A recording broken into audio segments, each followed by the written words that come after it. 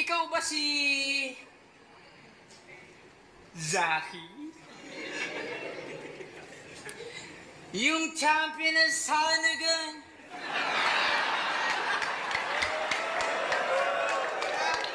Ang ina, no? Proud ka doon, yung Ito yung sinasabi ko na ano eh. Sa Isa Buhay ngayon, Isa Buhay this year, rooting talaga ako for Zaki. Tatlo yung minamatahan ko eh. Jonas, Lipcram, and Zaki. Rooting talaga ako for Zaki. Pero naisip ko kasi, one time, nagkaroon kami ng usapan ng friend ko. Sabi ko, manok ko si Zaki this year sa Isa Buhay. Tapos sabi niya, feeling niya daw si Jonas, parang ganun. Kasi, sobrang daling basagin ng slant rhyme. Tulad dito, champion ng Sanagan. Yun pala yung sinasabi ni Kairam, pero sobrang nakakatawa siya, sobrang nakaka-insulto siya.